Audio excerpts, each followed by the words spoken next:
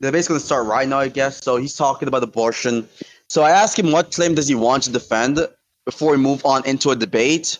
He's not really given the claim the first time, but after 11 repeated dodges or consecutive dodges, he finally gave a claim, which is that he thinks I have insufficient justification for abortion being something which is immoral.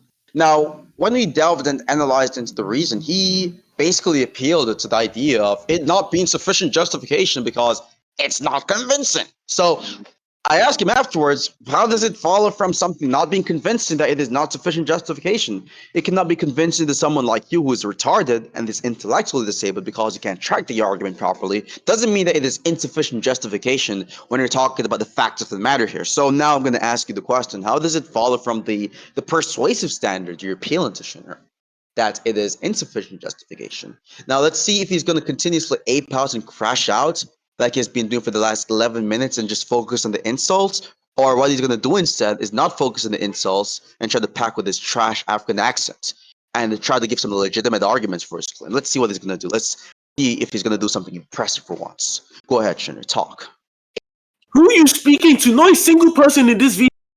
They're here to watch you get embarrassed, you fat lazy fucker, right? For one. And then two, this all just seems like a very weird, convoluted attempt to stop and not defend the abortion argument, which you posited to me the last time I beat your head in, you fat, ugly Jamaican piece of shit who still can't make ends meet, which is why you sit there on Discord asking Vinny for money, you scum, right? But I'm going to ask you again in my infinite generosity, please lay out the argument, lay out the argument, right? Lay out the argument, right, for the proposition that abortion is morally unjustified, and then we can inspect the argument and see whether or not it actually holds true and whether or not it actually is convincing within the domain of discourse. You dumb fucking piece of shit, bastard nigger.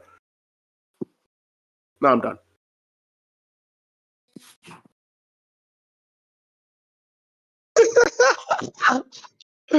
Holy shit, bro. What the? Oh, I'm unmuted. Holy shit, you guys were supposed to hear that one. Yo, nigga, you definitely know you're unmuted, bro. What up, guys? What up, guys? How we y'all doing? I mean, that's serious. I didn't know. No, I genuinely didn't know. No, this explains everything. You know, all those posts, those videos about that one guy over the past 5 days. You could just hear the rage in his voice. This sort of infiltrator just popping out. Just doesn't have any arguments. Now, Shinner, we can play the packing game. I know we'll pack the fuck out of you pretty easily. Right? We can play that game. We can play the insult game. But we don't need to do that. We don't need to do that because guess what? I'm not going to stoop down. Free to go. What are you doing? I'm still talking. Just give me a second, man. Let me cook. So, Shinner, I'm not going to stoop down to your levels. I'm not going to stoop down to your apish levels, your apish standards, where you just resort to the sort of insults because you don't actually have any arguments. So let's just focus on a couple of things. Let's just do a recap for the audience, including my most fellow decriers, which is meat. What can I say? Slurping my meat. Let's just talk about the arguments. Okay, so first and foremost, he made the claim that he had, or rather I had, insufficient justification. That was his original claim. Okay? Now, what he did instead, I don't know who that is, but, let's just ignore that. What he tried to say was that the reasons why this insufficient in justification is based off the fact that the reasons I've given is not convincing. So I've just asked him a while ago for the connection between something not being convincing and something being the type of thing which is not sufficient justification. And what he did instead was resort to the ad homs, the insults, the sort of like personal attacks, the racist attacks. Don't even know why he's calling me out to be a Jamaican when he's a Nigerian who literally had to cross the fucking border on the fucking boat. That's fucking crazy. But moving on from that, before we focus on Shinra's personal life, which no one on Discord or even in Gaza would ever exchange their lives for, right? We're going to focus on Shinra's arguments, which actually we can't because he didn't give a fucking argument. So I'm going to repeat this one more time, give an argument for the claim that my evidential standard or my evidential justification for abortion being immoral is something which is insufficient. If you have no sort of evidence whatsoever and you're going to continuously appeal to the insults and crash the fuck out, then I'll take this as a concession on that claim. And then I'm going to re-ask you the question, which is what claim are you willing to defend against me? And if you're going to dodge the question again, like you've done on numerous different occasions in the past, then I'll take a claim for you because you're scared to actually talk about any sort of topic where you have to defend a position. And then from there on, I'll just demolish you again for the fourth time that we've debated for, I guess, in the past year or so. So give a response. Let's see if we can do a better response this time. Go for it. Done talking. You're out of breath for the entirety of that ramble fest. I just want you to know that. But look, man, I'm entirely inferior to the King Malik guy in terms of disco debate prowess. So I'm gonna need you to please defend your abortion argument. Like maybe if I say to you like this, no, sorry. You're a good boy, Apollo. You're a very good boy. So please be the good boy you are and lay out the abortion argument so I can defeat it soundly, okay? Good boy. Now please give me the argument. Thank you. Yeah, so in other words, he did not give the justification for the claim that my evidence for abortion being immoral is something which is insufficient. So that's a concession on the first claim. So that basically just got retracted and just, dismissed from the conversation because he retracted that claim. He had to backpedal on that because he couldn't prove that claim. He realized his first reason was fucking dog piss and failed horrendously. Moving on to the justification I have for abortion being immoral, because you want to take the agnostic, skeptical stance because he can't argue for shit. He can't fucking debate for shit. He's just a trash fucking debater who regurgitates arguments he hears from fucking Eric and reads in papers instead of creating anything on his own with his fucking goldfish pea-sized brain. I'm going to be doing the argument, and let's see what you can give in response to my arguments. Okay, so I'm going to re-give the arguments I've given you the last time. Okay, so the pro-life position. Who's talking? Go for it. Yeah, look, we're gonna get a strip on his wrist, kid. He can't stop miking up. Why did you have to talk, bro? Yo, I'm bad at Nexus. Yo, Nexus, shut the fuck Okay, up, got you. nigga. So, wait, Kura, just let me finish. Let me land, Kura. So, so the argument for pro-life being the case, because we know for a fact that killing innocent human lives is immoral. That's generally immoral, right? If not in all cases immoral. So in the case of abortion, for example, in the case of abortion, whereas a fetus is a human life, it's an innocent human life, it's never done something wrong. It is the case that killing a fetus would be immoral. Killing a zygote would also be immoral. These things are by definition human lives, and they're by definition something which is innocent. Because for someone to be classified as something which is innocent or someone which is innocent, it has to be the case that it has never done something wrong. Right? That's the sufficient condition for innocence by a legalistic standard and by a moralistic standard. Right? This is the criteria which determines innocence. So unless you want to retract or reject the claim, that this thing is the type of thing which is innocent, which is a fetus or a zygote respectively, then you'd have to basically justify as to why it would be something which is guilty, because it's a true dichotomy. Either something is innocent or something is guilty of a crime or guilty of some immoral action, or does immoral actions or execute immoral actions. We know for a fact that fetuses and zygotes do not actually have the sort of capacity to execute actions, much less immoral actions. So it renders them as the type of entities which would be something which is innocent. So they're innocent, and by definition, by the biological standard, which is backed by the evidence, they would by definition be human life. So they would be innocent human lives. To deny the position of abortion in the case of where the exceptions of the rape case scenarios, or with the exceptions of where the mother's life is at risk, you'd have to be vouching for it being okay to kill innocent human lives, just based off the fact that you don't want that innocent human life to exist. And that allows for plenty of cases. Hey, I wish you got aborted, you dumb fat black rasta! Wait, just damn, that's crazy. Let me just repeat that last part because I got drowned by the loud mic. So to deny the claim that killing fetuses and zygotes is something which is immoral results in you having to agree that there are in fact some cases, or there are cases in which it is completely okay to kill innocent human lives just based off the fact that you don't want that innocent human life to exist. Oh, Clyde, but I got Zeke. And so that allows for cases where something like Jeffrey Dahmer killing people, innocent human lives, for example, is something which is okay. It allows for plenty of cases which are objectively immoral to now be morally justified given your moral scheme and system. So what's your response to this argument, Shinra? What's the response to the 100-minute argument? Nigga, shut your bitch ass up. That man's black. Could I smack the fuck out you? Anyways, ignoring that guy, look, Apollo, the response is pretty simple. One, I think you defined, okay. Yeah, I think you defined innocence wrong. You defined innocence as on never doing something wrong. I think that's misdefined for a variety of reasons. One, because that would posit that my TV is innocent, my table is innocent, my chair is innocent. Trivially, we wouldn't say these sorts of things are innocent because they don't have the capacity to do things wrong, right? Obviously. So again, trivially, I think that for something to be innocent, it means that it must have capacity to do things wrong, right? However, it willingly chooses not to do so, which is what would make it innocent for one. Two, I'd like to posit to you an analogy. Imagine Murray came into existence with his fist placed inside of your urethra. right, causing you to have excruciating levels of pain for a 9-month period, and Mercury is non-sentient, is it morally justified for me to take his life so he removes his hand from the answer is yes, because he is violating my rights without sufficient justification. In most of these cases in which you say that it is morally justified to take another person's life, e.g., I kill somebody in self-defense, the reason would be because they're trying to violate my rights without sufficient justification. The same sort of principle would apply in the case of abortion, right? Again, I'm going to ask you another question, which is, what is the relevant distinction between a rape case, the case in which the mother is aborting the fetus to protect her life, and the regular abortion case, aside from the fact that there's just a greater right going on there? Please give me a response.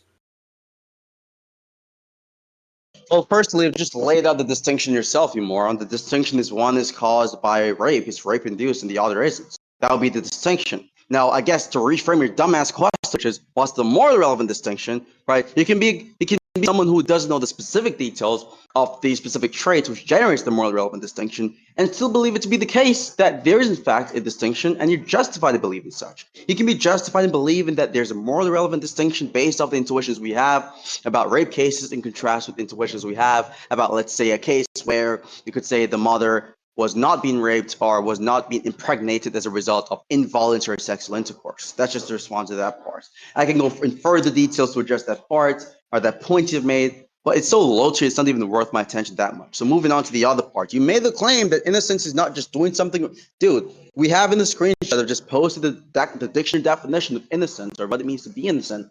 It's not be guilty of a particular crime or offense or immoral action, right? So if it is the case, which it is, that a fetus would not be guilty of a crime or any particular crime, you could say it's an innocent human life, it's the most vulnerable human life in existence, then by definition it would not be something which is, it would by definition be innocent, I should say. It's not going to be something which is guilty or any of that. It's innocent by definition. The definition is stating here that simply not being guilty of a crime or offense is what makes something innocent. Now you talk about the idea of innocence implying this sort of agency or personhood. That's not even true, right? So for example, let's say you have a case scenario where two persons were to be put on trial regarding some sort of like school shooting incident, okay?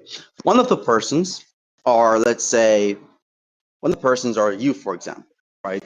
You basically were put on trial because they suspected you to be the school shooter because you got bullied at school every single day for being a fucking black loser who was an immigrant. And the other person is currently in coma, okay?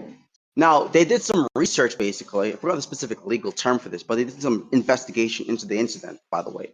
And they realized that the person who was in coma could have not done the action because at the time when the action happened, that person,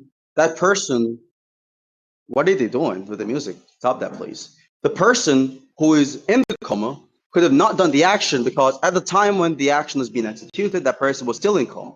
Right, so there's like some sort of like mishap so far as the investigation is concerned. Now, obviously, any sort of legal, you could say, person who works in the legal field would say, even if that person who is in coma could have not done the action, by definition, that person would still be innocent, even though he did not have the capacity to do the action at the time. So it is not the case that innocence hinges on, let's say, the capacity to do the action, but rather you can be innocent without having the capacity to do the action, right? So that's not a necessary condition of innocence, and that's established by my definition. And so you're not really objecting to the other part of the argument. So let me see if you can object that part regarding the general trend of the innocent human lives being killed to be immoral, and then we can move on from there.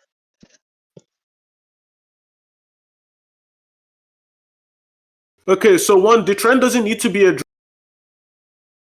for one, you're an idiot. And two, again, I asked you for the distinction. You didn't tell me. All you did is just I can be justified in believing that there are more distinctions, right? But even though I'm unable to name any, right? That doesn't tell me anything, nor does it even answer my question. So I appreciate how you dodge my question so eloquently right there. But supposedly the thing you're going to fall back on is saying that well, we do have justification in believing that there is a morally relevant distinction because there's difference in terms of intuitions in these two cases. One, I don't grant that. You need to give me an argument as to why there's a difference in intuitions in both of these cases. And two, I need to give you to give me an argument as to why that is the case, even upon reflection. If we look at the sort of facts in detail, right, about both of these cases, right, and we analyze them, I don't grant that people would have intuitions towards it, right? Especially when, if I ask the average person what is the morally relevant distinction in both of these cases, they wouldn't be able to tell me. That's one. And then two, again, Hey, Shinra, pause real quick. I'm sorry.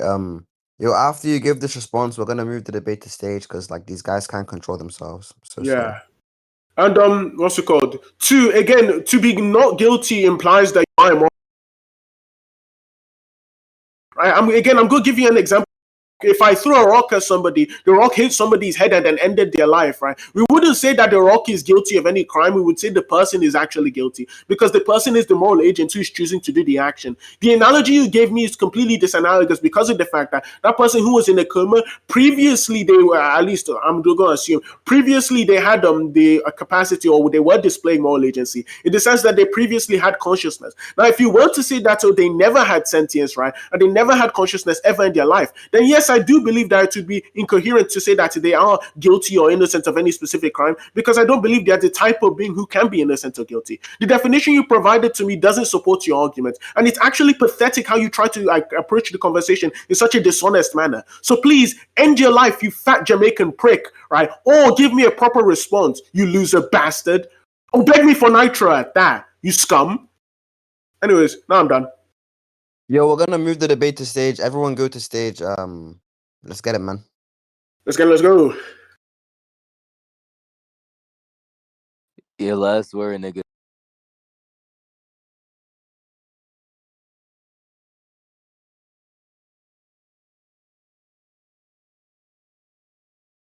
I love you.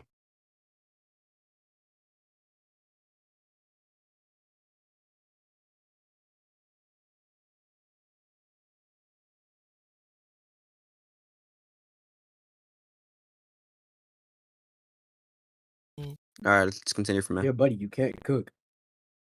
By the way, wouldn't the recording bot get kicked? No, Or I'm did you recording, guys bro. keep I'm it? recording, baby. I recording, wasn't bro. asking you, dude. Yeah, So shut up, just to scum. I respond to the answered anyway, argument, yeah, pussy. just pipe down, monkey. It's my turn to talk now, okay? Let's just keep things Oh, consistent. good boy, So just to good respond to the boy. argument that Shinra is given, I don't know why he's moaning in the background. That's really strange. Now, to actually give the argument that he was basically begging for, well, actually, I've given the argument again, or already, but I'm going to give the argument again, I should say.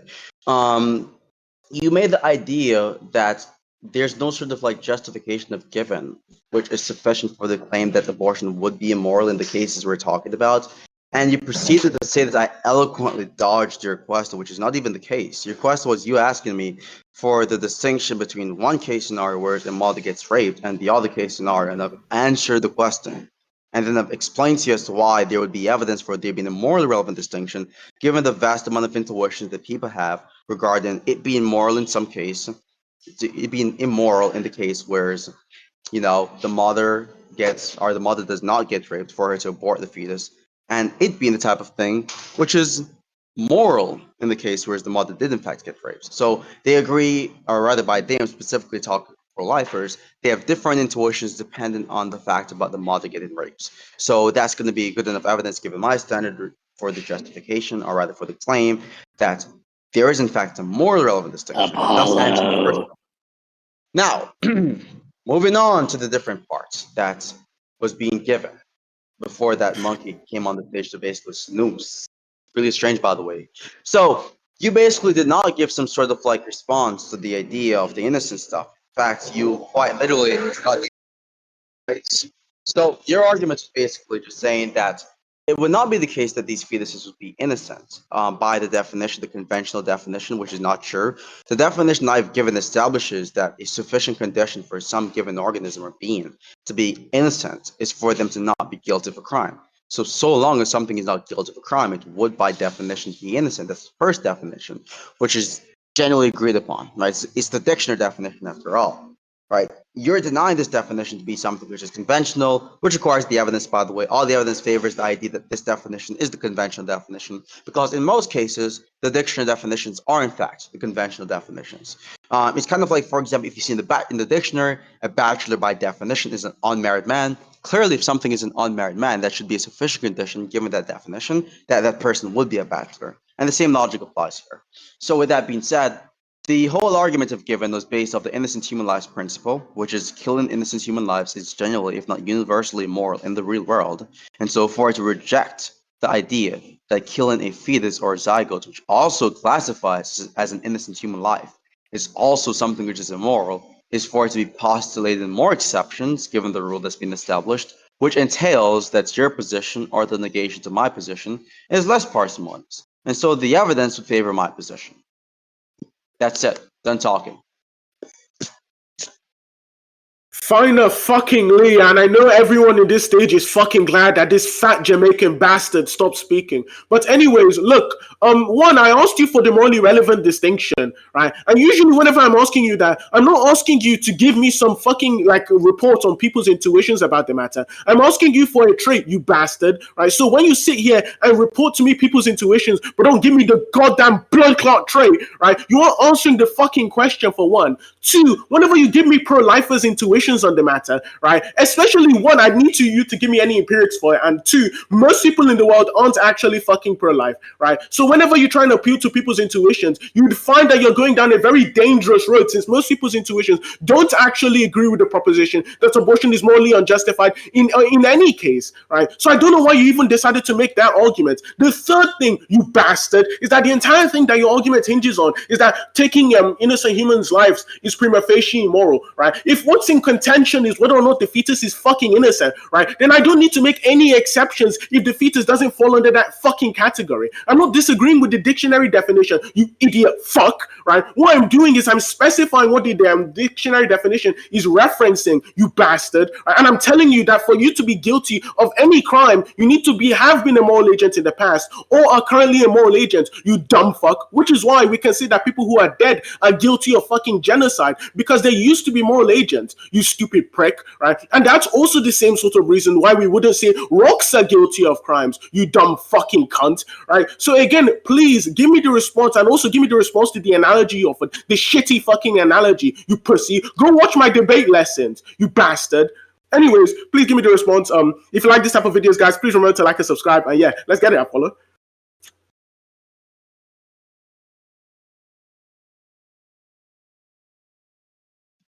Yeah, and then all of your sentences with the bastard and prick is just horny. Oh my god. And because of the articulation and the accent and everything just throws me off. But just ignoring that aspect of the specific points you've given, you have made the claim again. The claim that apparently it is the case that for you to be innocent, you have to have moral agency. Now, that's something I don't even grant, by the way. I don't grant the idea that for it to be innocent, you have to have moral agency, and that's not something which is justified in any way whatsoever. I've asked you for the evidence for the claim, and you have not in any way given any sort of evidence supporting the proposition that innocence requires some sort of moral agency. I'm pretty certain that, for example, someone would say that if her grandma was to be in a vegetative state and she was to be accused of a crime, you'd say she's innocent because she could have not done the crime. She's in a vegetative state. She can't even move properly. Right? People would say this about someone like their grandma who's in the vegetative state, for example, even despite the fact that she has no moral agency currently, nor does she have the physical capacity to execute the action which they take to be illegal or immoral. So given just that example alone, which is sufficient to just demolish your trash reasons for the claim that innocence requires moral agency, that should just basically be something which establishes the flawed perspective you have of the semantical schemes that people employ in conversations when they're utilizing the word innocence. Now, moving on from this, even if we ignore the analogy, even if we don't grant the analogy, just look at the definition. The definition of what it means to be innocent is just merely to not be guilty of a crime or offense. So that means just satisfying this condition would be sufficient for it to be innocent. Doesn't matter if you're a chair or a rock or anything, they would still be innocent. They have not done anything wrong. Right? They're not even moral agents to even do anything wrong. right? So that doesn't go against the definition I'm given. And even if you want to basically appeal to a couple of 20 people or so on who thinks the latter, the very fact that the dictionary definition does not establish this being a necessary condition is sufficient for my claim to be justified. Because we know, generally speaking, the dictionary definition relays the conventional attitudes about a particular word and how it's being employed in conversations. And so if we have a case scenario where the dictionary definition maps onto my semantical perspective of the word itself, then that's strong evidence for my semantical perspective being something which maps onto the common parlance. Now, to move on from that point and to address the other part, you said, as for the morally relevant distinction. I get it, moron. I get that you've asked for the morally relevant distinction, you black spook. However, my point is simply that even if one does not present a morally relevant distinction due to not having the specificity of the traits, they don't know the specific traits, they can know that there is a trait without knowing the specific details of the trait.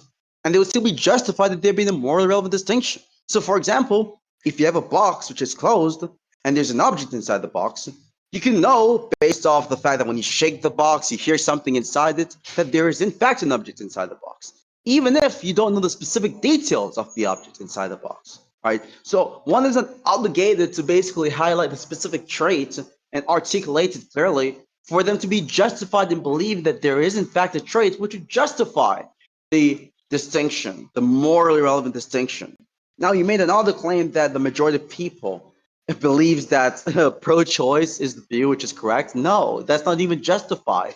I think you're appealing to the surveys in the US, which is not even the majority of the world, right? What about the other parts of societies? What about the Eastern society or the Western society, for example? What about the Islamic societies or the religious societies, right? Those have to be placed into consideration, right? So for you to make that claim is also something which is unjustified. No sort of sufficient evidence or large enough sample data or sample size to even extrapolate to the idea that this would be correct. And also, we also have what is called more reliable intuitions. I think the intuitions of the pro-lifers are more reliable because they are basically things which are generated as we introspect on the evidence, right? So we have the first layer intuitions, which are the prima facie intuitions, and we have the second layer intuitions, which are the intuitions generated as we deliberate about the specific activity or the action. The latter is more justified because the latter involves deliberation, and rational deliberation is something which is a navigating tool of the world. So we have two truth navigating factors of the second layer intuitions, whereas the first layer intuitions has only one truth navigating factor, thus making it less credible. So that argument doesn't even work, even if I was to grant that the majority of people on the planet were pro-choicers. So address the argument, focus on the arguments, and let's not focus on your cornball insults. Please and thank you.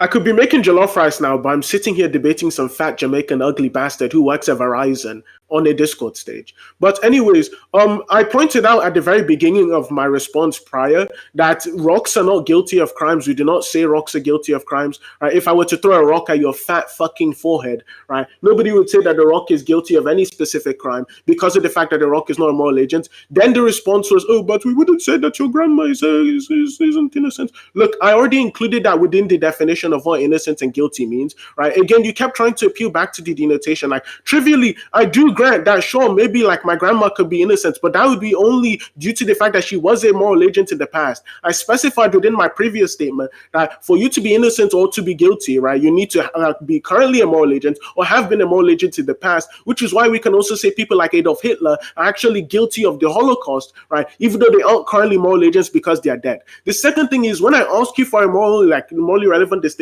I expect you to give me a morally relevant distinction, boy, instead of sitting here and saying that, oh, most people's intuitions point towards that fucking direction. That isn't what I asked you. I didn't ask you if most people's intuitions point that direction. I asked you for the distinction, for one. And then two, you said that most people's intuitions upon reflection point towards this direction, right? And they point towards it. Therefore, that's good evidence that what's it called? That there is actually a morally relevant distinction. But you can't give me any argument for that. But yeah, do you have any response? If it's a non-response, I'm just gonna go and make jollof rice, bro. I'm not gonna lie.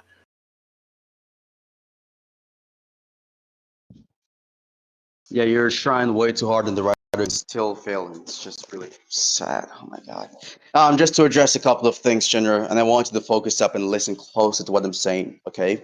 And I'm telling you here is regarding the morally relevant distinction part. I know you expect me to give you the morally relevant distinction. However, what I'm telling you here is that this expectation is not fundamentally relevant. Ultimately, right, even if someone does not have the specific trait that we could say would be the morally relevant distinction, it doesn't matter. It doesn't help your point, nor does it help my point if I don't know the distinction trait specifically. But what does help my point is me being justified in believing that there is in fact a distinction. Not being able to linguistically articulate something is not evidence for this thing not exist. I've given you the box example. I'm still justified in believing this distinction even exists because of the intuition part. So that part just fails completely. Now, to address the other things you've said, specifically, you talked about the idea of, the grandma example, I would grant that because she had moral agency. Well, guess what? You just changed the standard, Shinra. You just conceded because the first standard you've said, and we can roll back the clip. The first standard you've said was simply you saying that what is necessary for there to be some sort of, you could say, innocence in this conversation is for that person to have moral agency. When you say for that person to have moral agency, that's a present tense claim. You're talking about the status quo. So for a being to have moral agency, it has to be, for a being to be innocent, rather, it has to have moral agency. Now you're switching from that standard to a new standard. Now you're moving the goalpost 4 football fields away from the original point by now saying, oh, for you to have innocence, you have to either have moral agency or you have to have had moral agency. Now that's a change of the claim. You realize that the first standard was basically subservient to the reductive hypothetical if given the grandma specifically not having moral agency and still being deemed as an innocent creature, you dumb fucking loser. And by the way, we can even grant the idea, which is not even justified, by the way, that simply not doing something wrong is sufficient for there to be some sort of like innocence criteria. And still say that what makes it sufficient is the combination of that aspect and that you could say that object being a biological organism. And so it's the biological organism trait, not the moral agency trait, which is really the necessary condition for innocence to even exist. So that gets equally expected by the opposing hypothesis I'm given regarding the intuitions we have about the matter. And also, again, you granted this being the denotation, and I'm glad you agreed on this. The very fact that you agreed that by definition, this would be the case, by definition, innocence is guaranteed on the basis of there not being an immoral action, then you'd have to agree that my semantical perspective, my semantical investigation of the word here is backed by the dictionary definition, whereas your definition isn't backed by the dictionary definition. And you know what that means? That should mean that it is definitely more likely that my definition is something which maps onto the common parlance, which maps onto what most people think or use the word, the way in which they use the word, because guess what? Majority of definitions in the English Dictionary of Oxford is reflective of the way in which most people use the word.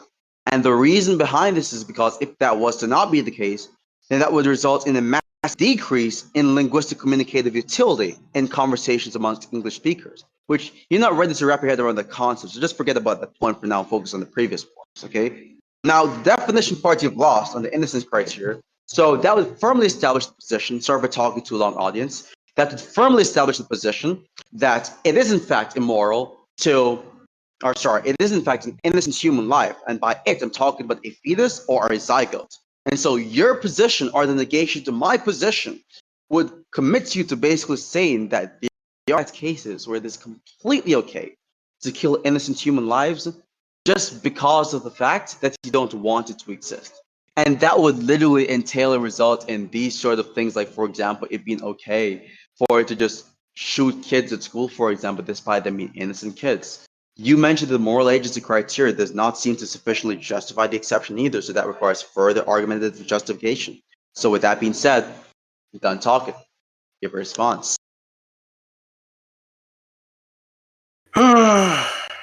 Look, there's a few things. So one, again, I've asked you before, and you haven't given me a clear answer why people's intuitions upon deliberation would point towards pro-life. You haven't been able to give me an argument for that, especially when your argument actually hinges on the fact that people's intuitions upon deliberation would point in that direction, right? Aside from that fact, then there's also the second thing is that, look, you're blatantly begging the question, especially when you say that my grandma, or the analogy you gave me, my grandma would be innocent of any specific crime. The reason why she would be innocent in this sort of context would be she was a person in the past, right? And she was a person in the past, right? And she formerly like possessed sentience, right? And because of that fact, she also formerly was a moral agent. And since she formerly was a moral agent, then she would also fit under the category that I provided initially, right? Which would be that she would still be innocent. So if she's still innocent under my own definition, then there's no concession that has actually been provided, right? That's the first thing. The second thing is, look, right? Even if I do grant that I did change my definition, and now I'm extending it to people who had it in the past and who currently have it, it still doesn't apply to the fetus. The argument you're trying to make here is that fetuses are innocent. You would need to give me an argument as to why humans specifically who have never had sentience before can be innocent of any specific crimes. What would make a human who's never been sentient before any more innocent than a rock? Unless you want to commit yourself to the view that rocks are also innocent, right? And most people wouldn't say rocks are innocent of anything, right? Or most people would even say that like rocks are guilty, even if I were to throw a rock at your head and use it to kill you, right? The reason being because they aren't immoral agents. So please give me a response now instead of wasting my time and gibberating, you fat, smelly breath fuck. Now I'm done. Yeah, so I see a couple of people coping. I won't say who is coping in the chat, but we know who they are. So just to actually address the nonsensical points you've made, instead of question begging, it's not question begging to literally give an argument and say this argument would be sound given the definition, which is justifiably correct. Now, well, when I say justifiably correct, I obviously mean in the case where the definition is the type of thing which maps onto what most people mean by the given terminology. Now, you talk about the idea that most people would not believe that rocks are innocent of actions. I don't agree with that claim. I don't agree with the intuition that most people would actually say that rocks are not innocent of actions if you were to ask the vast majority of people on the planet. So that's something I don't even agree on. Secondly, as it relates to the sort of like claim you thought was question begging, you made the claim, the really audacious claim, but without any evidence that supposedly there's a question begging argument in support of the claim that the fetus would be an innocent human life. No, that's not question begging. Now, by definition, it would literally be an innocent human life. It meets the criteria which have established to be the conventional criteria of innocence for it to be something which would in fact be an innocent organism, as well as it also meets the criteria of being a human life because by definition, a human life is the type of thing which would in fact start a conception, which would render zygotes and fetuses from the first to the third gestational period to be the types of things which are in fact human lives. So as far as that is concerned, that's not even a question begging argument. That's just entailed given the definitions of the facts of biology. So I don't even know what you're talking about regarding that. Now, the other part you mentioned, you've asked me for the supposed justification for intuitions with deliberations be more rational or be more justified. That's pretty obvious, right? So we see in multiple cases, despite the general accuracy of intuitions, that there are a plethora of cases where intuitions are inaccurate. And how we come to realize the fact that these intuitions are inaccurate is by deliberating on the intuitions. It's called the reflective equilibrium, of human species. Our ability to reflect on our intuitions and basically test the accuracy of these intuitions and refine these intuitions given all the intuitional data or all the empirical data, which basically helps shape the accuracy of the intuitions. One example is what is called the Ebbinghaus illusion experiment, right? In optics, right? Basically, the Ebbinghaus illusion experiment basically gives you some sort of intuition regarding particular matter, but then when we look back on the intuition, we realize that it is not actually the case that this thing is actually the type of thing which is accurate. Same goes with other illusion experiments in science, like the modernized illusion experiments. The list goes on. So yes, of course, those latter intuitions we have, like for example in the illusion experiments, are granted to be more reliable because it is the types of intuitions which are generated from reflecting on the initial intuitions, which given the latter intuitions are proven to be incorrect. So in other words, the fetus or the zygote being innocent human lives are claims which have been justified that it would in fact fit into the criteria. Changed the standards, which he has not even responded to yet. He has literally clearly ignored that point because he realized he fucked up badly at that point. And not to mention, he has also basically not even addressed the idea of the intuitions part regarding the morally relevant distinction and how I don't need to articulate the specificity of those intuitions, or sorry, that specific distinction, for me to be justified in there being a distinction. So all the arguments you're giving here doesn't work. It failed badly, really terribly. And you'd have to be a special type of fucking retard to look at this guy and listen to how he sounds and think he sounds convincing, or he's actually doing a good job with this debate right now. I'm done talking.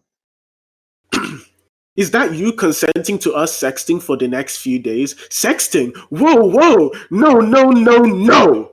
Right? She needed to say no 4 times so there was no skepticism on this guy's part, just to get that clear, for one. Also, 2, yes, I can grant that fetuses are human lives. Like, even if I do grant that, I don't grant that all human lives are innocent, right? Again, you just need to give an argument for that. Specifically, whenever we're speaking about definitions in this sort of context, right, it needs to be the sort of the way in which you're defining the term needs to be how most people actually use it. You can't give me a good reason why most people would actually consider blades of grass guilty if I were to beat you over the head and kill you with a blade of grass. Right? You haven't been able to give me an argument for that, for one. Also, I noticed how you sneakily dodged the analogy I gave you at the very beginning of our conversation, which is if Mercury came into existence without sentience, with his fist embedded into your urethra, right, and he was causing you to have extreme levels of pain for a 9-month period, would you be morally justified in taking Mercury's life? The answer would obviously be yes, because he's violating your rights without a sufficient reason, right? And trivially, there's no symmetry breaker between that case and the abortion case, right? So even if you do want to posit that then the fetus would be innocent, right, which I still haven't granted yet, you would also need to grant that, yeah, you would be morally unjustified for removing this guy from your urethra, right? Again, that's obviously a reductio. I hope you wouldn't grant that. Also, look, I have 5 minutes before my sister comes downstairs and kills me for not making jollof rice. So please give me the response. Also, the last thing you said about intuitions being better upon reflection, that's just a mistrack. So, yeah, man. Because he couldn't address the intuition part, he basically lied about it being a mistrack when he quite literally questioned why it would be the case that those intuitions would be more reliable. To address the other part, the Mercury example you've given would be consistent with my position, right? Because if you're going to be talking about the case scenario where you're removing the fetus from a specific person's urethra, for example, because of the fact that you're preventing a direct negative consequence, okay? That specifically would be expected under my view because my view has exceptions in it. Certain exceptions, for example, within my viewpoint, for example, would be obviously death-threatening case scenarios, obviously some sort of explicitly, consequentially bad case scenarios. And by the way, fetus, when you're talking about fetus, I don't know why you're going to say you're not talking about fetus. That would just be something you're not even addressing the actual argument there.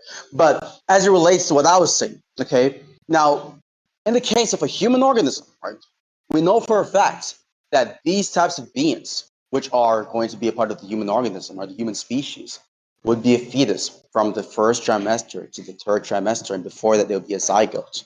Okay. Now, I'm saying that with respect to human organisms, okay, and the innocence of such, it would be the case that it is morally justified, it is morally unjustified, just to correct myself, to terminate these beings just for the sake of you not wanting it to exist. Now, the hypothetical you've given does not reflect a case scenario where it's just terminating a human organism just because you don't want it to exist.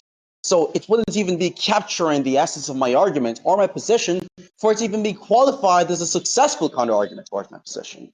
That's first and foremost. Now, moving on from this, you always say, oh, I'll grant it to be innocent. Well, I don't care about what you don't grant. We're talking about the hard facts here, the bulletproof, the proof here we're talking about. Okay?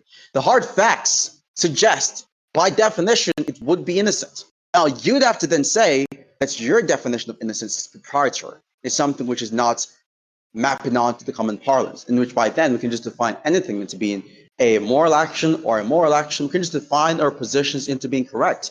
If we're going to play with semantics and just use proprietary definitions, which people don't generally use, I've proven the latter. I've proven that my definition is more linguistically reliable, more linguistically useful, and maps onto the common parlance by appealing to the denotation and also by establishing the correlation between that and the denotation, which then resulted in me using an inductive case of denotations from the English dictionary mapping onto the common parlance. So the definition point on innocence, you've failed on that part. You've also still yet to address the idea that you've switched the gold standards from you stated that it is the case that it is moral to, or rather a necessary condition of innocence, I should say, is having moral agency. To you saying if it had moral agency in the past, it would be something which would qualify to have the possibility to be innocent. So you changed the standards on that point. You've not addressed the intuition part about reliability differences. You've also not proven the idea that the vast majority of people on the planet are pro-choicers or disagrees with my specific version of pro-life. And you've not also established that's why it would be the case that one ought to give a morally relevant distinction given the relevant details I've given here and as to how intuitions would be sufficient to be justified in there being a morally relevant distinction, which is fundamental to my claim. And last but not least, just pure insults. Well, for the main part, the only thing that really make out of what you're saying is just the insults part for the main part. So, like, really and truly, I want you to focus morally on the arguments because I know for a fact the reason as to why you're doing all of this sort of rhetorical shenanigans, right, is because you don't really have any arguments. You don't have any arguments to support your claims. You don't have any good arguments to attack my arguments nor my position. And most importantly, you don't have any good responses towards the evidence I've given for my position. So that's basically just it. I'm done talking. If you have any more responses, add the responses onto it. No, please stay. Say please. Do you like it when I say please? That was you, Apollo, by the way. In a girl's DMs. Keep in mind, this is the same girl he was calling ugly like 2 weeks after. But anyways, regardless of that, one, you said that the reason why it would be morally justified is because there's some negative consequence which instantiates itself after that, right? And I'm asking you specifically, one, would it not be a negative consequence for you to have your rights violated, right? Especially having your rights violated in such a gratuitous manner, such as being forced to force another human being out of your vagina. Now, I know you've never experienced that before, right? But it's quite a painful experience for one. Two, most people don't have abortions through just because they don't want the baby to exist. Most people have abortions due to poverty reasons. You can look this up, it's obvious, right? So the reason why they have these abortions is for two reasons, actually. One, they want to improve the quality of life, not only for themselves, but also for the future babies that they have, right? And two, they also don't want their rights to be violated. If those are not good enough reasons to terminate the life of the fetus, then I don't know what to tell you. For all of the innocent stuff, I've already responded to this. You're fat, ugly, Jewish, gay, and you have no friends. That's it.